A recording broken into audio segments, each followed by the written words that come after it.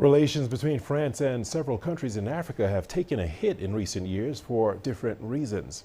Ties between the European power and the governments of Mali, Burkina Faso, and Niger deteriorated after military takeovers in the West African nations. This led to the expulsion of French troops from the Sahelian countries. French companies are now facing challenges after several nations across Africa demanded the review of decades-old mining and oil exploration deals. CGTN's Deji takes a look at the headwinds French firms are facing in former French colonies where anti-French sentiments are now running high. Relations between France and some of its former West African colonies may be badly strained over the military takeovers there.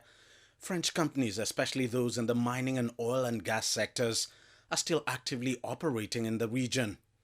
Many of the companies have long established roots in the countries.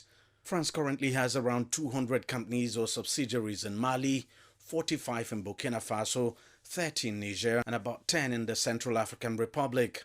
But with the military coups and the new military regimes shifting alliance towards Russia, most of the French companies have not been sitting easy. These countries are opening themselves to other countries. I think Russia, which is helping them resist French neocolonialism, also has interest in mining contracts. I may want to substitute for the French, but you must not forget that China has already been making significant inroads into these countries for some time and is a major player in the field. So what we can say with certainty is that new players are emerging. While the military regimes in the trio of Mali, Burkina Faso and Niger have not come after French companies operating in their countries, moves have been made to remove the monopoly and long dominance they enjoyed. In Niger, for instance, the military junta has since withdrawn the mining permit of French nuclear firm Orano, forcing it to suspend production at one of the world's largest uranium deposits. I think the military regimes in these three countries have one advantage. The people support the idea of getting rid of French influence.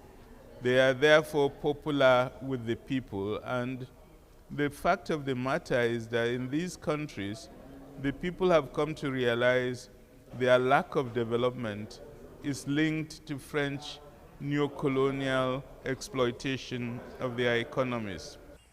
Some analysts have warned that getting rid of French firms with deep-rooted operations in the Sahelian countries will not be an easy task and could trigger a chain reaction and complex legal battles. It will not be in the interest of these African countries, West African countries, to suffer the loss of French companies with the attendant consequences of losing of its citizens, losing job opportunities, losing employment, and then of course the other adverse effects on the economy itself. The French government has not been sitting idly by. It's now turning its attention to bigger West African countries like Nigeria for its mineral needs. Just recently, President Bola Tinubu was on a state visit to France, where both countries signed a joint agreement on the extraction of critical minerals in Nigeria. If Burkina Faso is not available for France, Niger is not available for France, and Mali is not available for France, Nigeria may become the destination. French companies are already among the players in Nigeria's oil and gas industry. The French government is now seeking to expand to the solid mineral sector.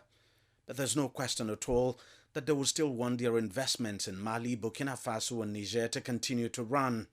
However, they may no longer enjoy the strong monopoly they had long held. Deji Badimosi, CGTN, Lagos, Nigeria.